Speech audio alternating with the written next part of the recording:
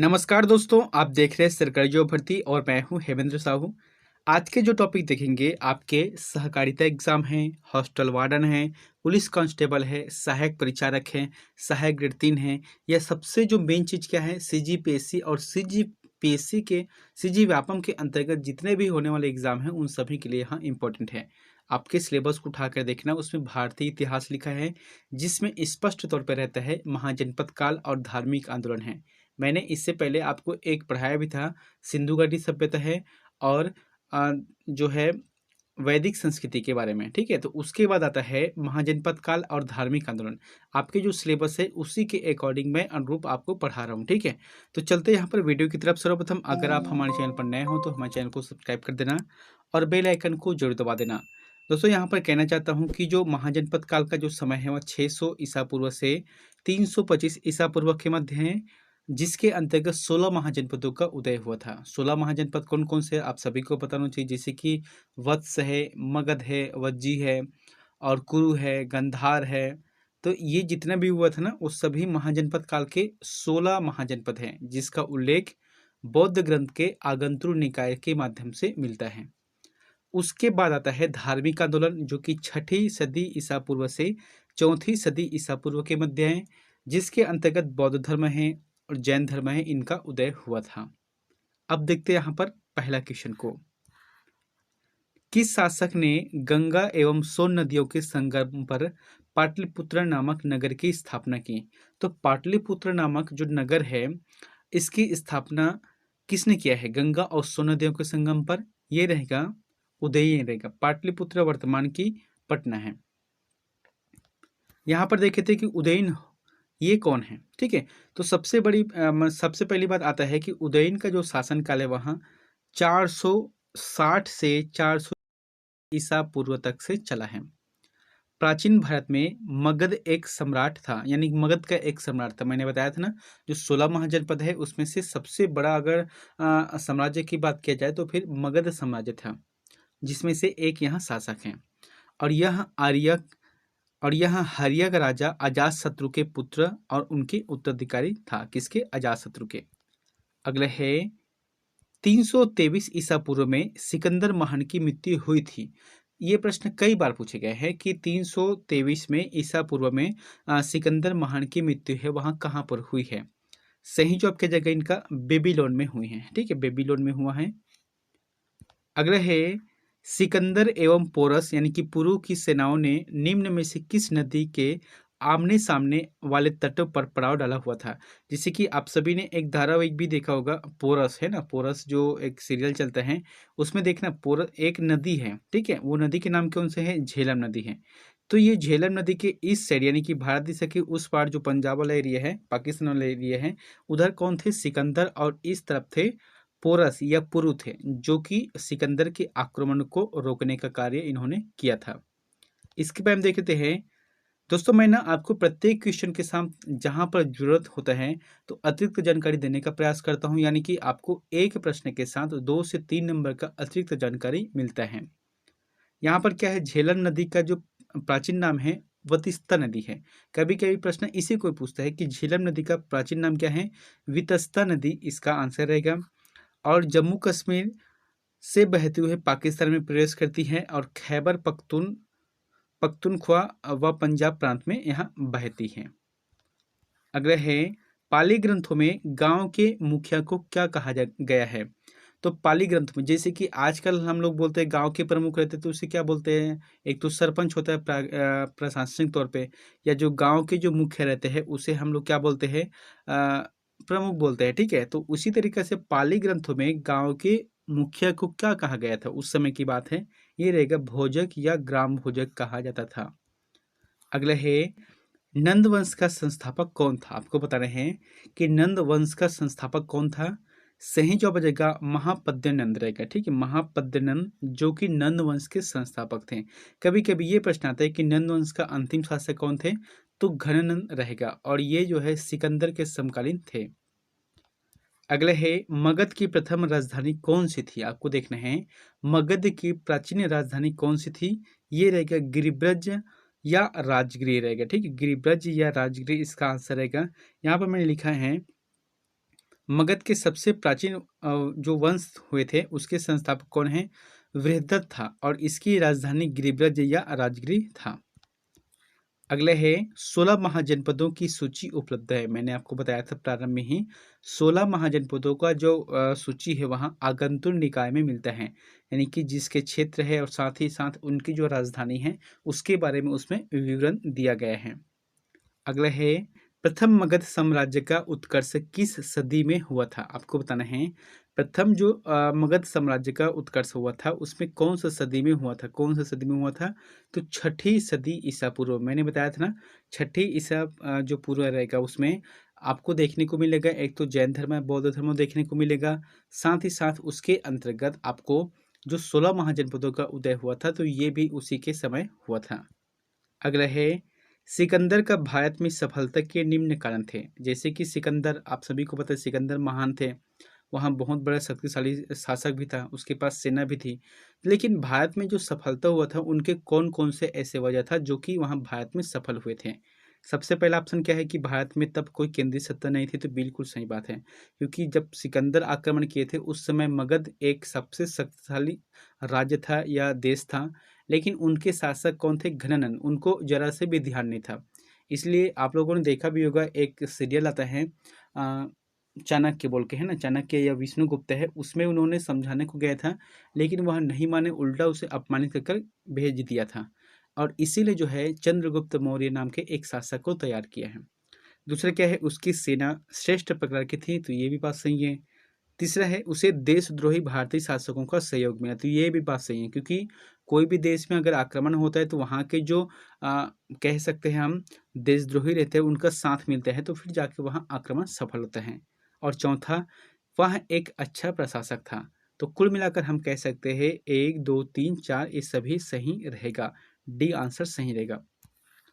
अगला है अभिलेखी साक्ष्य से प्रकट होता है कि नंद राजा के आदेश से एक नगर खोदी गई थी। तो नंद राजा की आदेश से एक नगर खोदी गई थी, ये रहेगा कलिंग रहेगा, ठीक है, कलिंग में खोदी गई थी। अगला है पहला ईरानी शासक जिसने भारत में कुछ भाग को अपने अधीन किया था। तो पहला ईरानी शासक बताना है जिन्होंने भारत के जो कुछ भाग है उसे अपने हिस्से में किया था, ये रहेगा डेरियस। ये प्रश्न पूछे गए, ठीक है, ये प्रश्न को स्टार मार्क आप जरूर लगा देना। 12वां नंबर का प्रश्न है भारत में सिक्कों या मुद्रा का प्रचलन कब हुआ था? आपको देखना है कि भारत में सिक्कों या फिर मुद्रा का प्रचलन हुआ था वहाँ कब हुआ था? सही जवाब आ जाएगा 600 ईसा पूर्व में। अब देखो 600 ईसा पूर्व में क्यों? क्योंकि मैंने बताया था ना 600 ईसा पूर्व में 16 महाजनपदों का उदय हुआ था। इसका मतलब जब शासक आएगा तो अपनी साम्राज्य चलाने के लिए उन्होंने एक मुद्रा जारी किया है, एक मुद्रा का वो किया था, ठीक है, मतलब पालन किया गया था। इसलिए हम कह सकते हैं कि भारत में सिक्का या मुद्राओं का जो प्रचलन है सर्वप्रथम हुआ था वहाँ 600 ईसा पूर्व में किया गया था। अगला है सिकंदर के आक्रमण के समय उत्तर भारत पर निम्न राजवंशों में से किस एक का शासन था? तो किसका शासन था? नंद वंश, है ना, नंद वंश का शासन था। अगला है निम्न में कौन सा एक ईसा पूर्व छठी सदी के प्रारंभ में भारत का सर्वाधिक शक्तिशाली नगर राज्य था? तो ये जवाब रहेगा मगध रहेगा, ठीक है, मगध एक शक्तिशाली था। यहाँ पर देखे थे कि मगध जो है ये एक कौन सा है? महाजनपद है और इनकी जो राजधानी है वहाँ गिरिब्रज और राजगीर था और इनका जो वर्तमान क्षेत्र देखे तो फिर अभी का जो है पटना और गया, ठीक है, पटना और गया इनका क्षेत्र था। अगला है मगध के किस प्रारंभिक शासक ने राज्यारोहण के लिए अपने पिता की हत्या की एवं इसी कारणवश अपने पुत्र द्वारा मारा गया था? तो आपको देखना है कि मगध कैसे कौन सा शासक था जिनको अपनी, जैसे कि एक क्या हुआ था कि अपने पिता की हत्या करके वो खुद राज्यारोहण किया था और उनके बेटे ने भी उसके साथ वैसा किया, तो ये रहेगा अजात शत्रु रहेगा। देखे थे यहाँ पर सबसे मेन चीज क्या है, जैसे कि एक शासक हुआ था बिंदुसार, बिंबिसार का, ठीक है, बिंबिसार का जो एक पुत्र था अजात शत्रु, तो अजात शत्रु ने अपने हाथ में साम्राज्य लेने के लिए अपने पिता की हत्या करवा दी थी, उन्होंने हत्या कर दी, फिर उसने जो है अपनी शासन चलाया, अपनी सत्ता संचालित किया। लेकिन कुछ समय बाद अजात शत्रु के पुत्र उन्होंने भी अपने पिता के साथ वैसा किया जिस तरीके से अजात शत्रु ने अपने पिता के साथ किया था। अगला है निम्न में से कौन सा एक मगध साम्राज्य की राजधानी नहीं रहा है। तो मगध साम्राज्य की राजधानी नहीं रहा है, तो एक तो हम सभी को पता है, मैंने बताया था आपको, गिरिब्रज है और राजगिरी एक ही नाम से जाना जाता था, ठीक है। लेकिन पाटलिपुत्र भी इसी के अंतर्गत आता था, क्योंकि मगध साम्राज्य में पाटलिपुत्र नामक जो नगर है वहाँ उदयन नहीं कराया था। तो हम कह सकते हैं कि कौशाम्बी जो कि मगध साम्राज्य की राजधानी के रूप में नहीं जाना गया है। अगला है त्रिपिटक धर्म ग्रंथ है। तो त्रिपिटक धर्म ग्रंथ किसका है? ये रहेगा बौद्धों का, है ना, बौद्धों का है त्रिपिटक। ये जो 3 प्रकार के होते हैं, एक तो है जैसे धम्म पिटक है, सुत्त पिटक है, सॉरी एक है विनय पिटक है, ठीक है। अगला है बुद्ध ने किस स्थान पर महापरिनिर्वाण यानी कि मृत्यु प्राप्त किया था? तो गौतम बुद्ध ने कहाँ पर मृत्यु प्राप्त किया था आपको बताना है। सही जवाब आ जाएगा कुशीनारा या कुशीनगर में प्राप्त किया था। अब इसके बारे में देखे थे यहाँ पर, कभी भी प्रश्न आता है कि गौतम बुद्ध का जन्म कब हुआ था, तो आंसर रहेगा 563 ईसा पूर्व में कपिल वस्तु के लुम्बनी नामक स्थान पर हुआ था। कहाँ पर? कपिल वस्तु के लुम्बनी नामक स्थान पर हुआ था। और इनकी जो मृत्यु है 483 ईसा पूर्व में कुशीनगर, यानी कि ये 80 साल लगभग जीवित थे। कुशीनारा जो कि देवरिया उत्तर प्रदेश में है, यहाँ पर इनकी मृत्यु हो गई। अगला है किस शासक ने बौद्धों के लिए विख्यात विक्रमशिला विश्वविद्यालय की स्थापना की थी? तो ये शासक हुए थे धर्मपाल। धर्मपाल ने बौद्धों के लिए विशाल विक्रमशिला विश्वविद्यालय की स्थापना किया था। अगला है बौद्ध ग्रंथ पिटकों की रचना किस भाषा में की गई थी? कभी कभी ये प्रश्न पूछे गए हैं कि बौद्ध धर्म में जितने भी धर्म प्रचार हुए थे वह किस भाषा में हुए थे, उस समय की बात है। तो ये रहेगा पाली। और जितने भी जैसे कि ग्रंथ है बौद्ध धर्म में, जो 3 ग्रंथ है यानी कि पिटक त्रिपिटक, वो सभी पाली भाषा में इनका किया गया था रचना। अगला है किस शासक के शासनकाल में नेपाल में बौद्ध धर्म का गमन हुआ था? यानी कि नेपाल में बौद्ध धर्म वहां पर गया था। तो ये रहेगा अशोक रहेगा, अशोक के शासनकाल में हुआ था। देखो ये क्या है, अशोक ने अपने पुत्र और पुत्रियों को कहाँ भेजा था, आप सभी को पता होना चाहिए, श्रीलंका भेजा था बौद्ध धर्म के प्रचार के लिए। तो उसी समय जो है नेपाल भी वहाँ गया था। अगला है महावीर का जन्म किस क्षत्रिय गोत्र में हुआ था? तो महावीर यानी कि जैन धर्म से संबंधित है। महावीर का जो जन्म है वहाँ जात्रिक क्षत्रिय गोत्र से हुआ था। इनका जन्म भी देख लेते हैं 540 ईसा पूर्व, जो कि कुंडल ग्राम वैशाली है। और 72 वर्ष की आयु के बाद इनकी मृत्यु 468 ईसा पूर्व बिहार के पावापुरी यानी कि राजगिरी में हो गया था। अगला है गौतम बुद्ध द्वारा अपने धर्म में दीक्षित किया जाने वाला अंतिम व्यक्ति निम्न में से कौन था? तो गौतम बुद्ध ने जैसे कि अपने धर्म का स्थापना किया, ठीक है, बौद्ध धर्म का, तो उसमें जो है सबसे अंतिम रूप से उसके द्वारा जो दीक्षित दिया गया था गौतम बुद्ध के द्वारा, तो वो कौन थे? ये रहेगा सुभद्रा। सुभद्रा वो अंतिम थे, अंतिम शिष्य थे जिनका दीक्षा गौतम बुद्ध ने खुद से कराया था। अगला है बौद्ध धर्म एवं जैन धर्म दोनों के उपदेश किसके शासनकाल में दिए गए थे? तो दोनों ने जो है खासकर से अपना उपदेश जो है बिंबिसार के शासनकाल में दिया गया था। अगला है गौतम बुद्ध ने अपना प्रथम उपदेश कहाँ दिया था? काफी इंपॉर्टेंट है, ये रहेगा प्रथम उपदेश जो कि सारनाथ में दिया था, और इसे ही कहा जाता है धर्म चक्र प्रवर्तन कहा जाता है। अगला है सिद्धार्थ यानी कि बुद्ध को ज्ञान की प्राप्ति कहाँ हुई थी? देखो गौतम बुद्ध का नाम वास्तविक नाम सिद्धार्थ था, लेकिन इनके ज्ञान की प्राप्ति हुई थी इसलिए बुद्ध, यानी कि हम लोग क्या बोलते हैं सिंपल सी भाषा में बुद्धि, तो यही क्या है बुद्धि यानी कि बुद्ध, तो ये क्या बन गया? बुद्ध बन गया। तो इसका जो जवाब आ जाएगा बोध गया। बोध गया में हुआ था ज्ञान की प्राप्ति। देख लेते हैं, ज्ञान की प्राप्ति के बाद सिद्धार्थ को बुद्ध के नाम से जाना गया और यहाँ बोध गया स्थान कहलाया। अगले है बुद्ध के गृह त्याग का प्रतीक है। तो बुद्ध के गृह त्याग का प्रतीक कौन सा है? घोड़ा। यहाँ पर मैंने कुछ प्रतीक चिन्ह भी लिखा है, आप इसे देख लेना। कई बार इसे पूछा गया है कि बुद्ध के जो जन्म हुआ था उसे किसके प्रतीक माना गया था? कमल एवं सांड का प्रतीक माना गया। गृह त्याग को घोड़ा का प्रतीक माना गया है। ज्ञान की प्राप्ति को पीपल माना गया है, यानी कि पीपल को जो पेड़ रहता है उसे बोधि वृक्ष भी कहा जाता है बौद्धों में। फिर आता है निर्वाण। तो निर्वाण यानी कि ये क्या है? पद चिन्ह के रूप में था, और एक है मृत्यु जो कि स्तूप था। तो ये है कुछ बौद्ध धर्म के प्रतीक चिन्ह। अगले है महावीर का मूल नाम था। तो महावीर का मूल नाम क्या है आपको बताना है, वर्धमान। वर्धमान महावीर का मूल नाम था। और गौतम बुद्ध का क्या नाम था, मैंने यहाँ पर बताया था, गौतम बुद्ध का था सिद्धार्थ। अगला है दिलवाड़ा के जैन मंदिरों का निर्माण किसने कराया था। तो दिलवाड़ा के जो जैन मंदिरों का जो निर्माण है वहाँ कराया था चालुक्यों या सोलंकियों ने कराया था।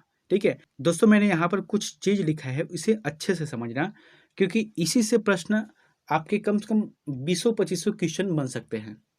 वो है बौद्ध धर्म एवं जैन धर्म की संगीतियाँ या जो है सभाएं। तो सबसे पहले देखते हैं जैन धर्म।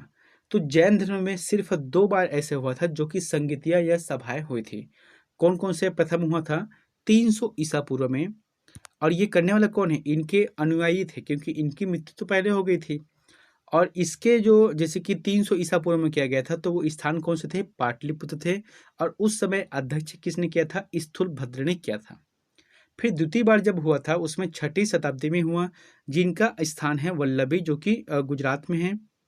और जो है एक है इनका अध्यक्ष कौन है? क्षमा श्रवण रहेगा, क्षमा श्रवण इसका आंसर रहेगा। फिर आता है बौद्ध सभाएं। देखते हैं बौद्ध सभा कितने हुए थे? 4 हुए थे। तो प्रथम बौद्ध सभा है 483 ईसा पूर्व में हुए थे। स्थान राजगृह हुआ था। अध्यक्ष किया था महाकश्यप ने किया था। और इन किनके शासनकाल में हुआ था ये सभाएं? अजात शत्रु के शासनकाल में हुआ था। उसी समय द्वितीय हुआ जो कि 383 ईसा पूर्व, जो कि 100 साल के बाद हुआ था, वैशाली में हुआ है। और अध्यक्ष किया था सबाकामी। और शासनकाल थे काला अशोक के थे। तृतीय हुआ था जो कि 255 ईसा पूर्व में, पाटलिपुत्र। अध्यक्ष कौन थे? मुगल्लिपुत्र है। और शासनकाल थे अशोक के शासनकाल में हुआ था। चतुर्थ हुए थे ईसवी की प्रथम शताब्दी में, जो कि स्थान कहाँ पर है? कुंडलवन। और ये कुंडलवन मतलब ये कश्मीर वाला इलाका है। ठीक है। और इनके अध्यक्ष हुए थे वसुमित्र या अश्वघोष हुए थे। और शासनकाल हुए थे कनिष्क हुए थे। दोस्तों ये प्रश्न कई बार पूछे गए हैं। कई बार ऐसा प्रश्न पूछता है कि तृतीय बौद्ध सभाएं किस समय में, कौन सी स्थान में, उनके अध्यक्ष कौन थे और उनके शासनकाल कौन थे। तो ऐसे करके 4-5 प्रश्न यहाँ पर बनते हैं। 30 नंबर का प्रश्न है आजीवक संप्रदाय के संस्थापक कौन थे। आपको बता रहे हैं कि आजीवक संप्रदाय के संस्थापक कौन थे। सही जवाब आ जाएगा मखली गोसाल। मखली गोसाल इसका आंसर सही रहेगा। अगला है भगवान महावीर का प्रथम शिष्य कौन था। आपको बताना है भगवान महावीर का प्रथम शिष्य कौन था। जामिल रहेगा। अब ये जामिल कौन है? जामिल उनके दामाद थे, यानी कि प्रियदर्शनी के पति थे, है ना। महावीर के दामाद हुए थे जामिल। और यही जो है इनके प्रथम शिष्य हुए थे। अगले है निम्न कथनों पर विचार करें एवं चैत्य व विहार में क्या अंतर है इसे चुनें। जैसे कि ऑप्शन पहला क्या है? विहार पूजा स्थल होता है तथा चैत्य भिक्षुओं का निवास होता है, तो गलत बात है। दूसरा, चैत्य पूजा स्थल होता है तथा विहार निवास स्थल होता है, ये बात जो है सही है। इसलिए हम कह सकते हैं कि इसका जो आंसर रहेगा वहाँ बी सही रहेगा। 33वां प्रश्न है अनुव्रत शब्द किस धर्म से जुड़ा है। दोस्तों मैंने यहाँ पर जितने भी प्रश्न लिए हैं ना वो सभी इंपॉर्टेंट है, आपके हर एग्जाम में पूछे गए हैं। वही प्रश्नों को मैंने यहाँ पर लिया है। अनुव्रत शब्द किस धर्म से जुड़ा हुआ है? सही जवाब आ जाएगा इनका जैन धर्म। जैन धर्म से यहाँ जुड़ा हुआ है। अगले है बौद्ध धर्म तथा जैन धर्म दोनों ही विश्वास करते थे। मतलब आपको बताना है कि बौद्ध धर्म है और जैन धर्म दोनों ही किस चीज पर विश्वास करते थे, आपको बताना है। ये रहेगा स्त्री तथा पुरुष दोनों ही मोक्ष प्राप्त कर सकते थे। ठीक है, इन दोनों का मानना था कि स्त्री और पुरुष जो कि दोनों मोक्ष प्राप्त कर सकते थे। अगला है गौतम बुद्ध ने अपनी मृत्यु के उपरांत बौद्ध संघ के नेतृत्व के लिए किसे नामित किया गया था। तो देखो गौतम बुद्ध का जब मृत्यु हुआ था 483 ईसा पूर्व में, तो उस समय इसने किसको अपने नेतृत्व के लिए, यानी कि अपने बौद्ध संघ के नेतृत्व के लिए नामित किया गया था। तो ये रहेगा इनमें से कोई नहीं, क्योंकि जिस समय गौतम बुद्ध जी रहे थे यानी कि जीवित थे, उस समय इन्होंने कोई भी ऐसे शख्स नहीं थे जिसे नामित किया गया था कि मेरे बाद ये अध्यक्ष काम करेगा। क्योंकि देखो गौतम बुद्ध की मृत्यु के बाद इसमें जो है मतलब इसके अनुयायी में क्या हुआ है, इनके विचारों में 2 भाग हो गए। इसीलिए हीनयान है और महायान करके 2 अलग से बौद्ध धर्म बढ़ गए थे। अगला है दोस्तों, ये प्रश्न आप लोगों के लिए होमवर्क है। तो इसका आंसर में प्लीज कमेंट बॉक्स पर जाकर जरूर बताएं। प्रश्न क्या बोला गया है, कश्मीर में कनिष्क के शासनकाल में जो बौद्ध संगीति आयोजित हुई थी उसकी अध्यक्षता किसने की थी? आपको बताना है कनिष्क जो के शासनकाल में जो कश्मीर में शासनकाल में जो बौद्ध भिक्षु का सभाएं हुए था या जो है संगीति हुई थी, उसको बताना है कि उसकी अध्यक्षता किसने किया था। ऑप्शन क्या है, पार्श्व थे, नागार्जुन थे, शूद्रक थे या वासुमित्र थे। इन चारों में से जो भी ऑप्शन आपको सही लगता है तो प्लीज़ हमें कमेंट बॉक्स पर जाकर जरूर कमेंट करें। मिलते हैं नेक्स्ट वीडियो में एक नई जानकारी के साथ। Thank you.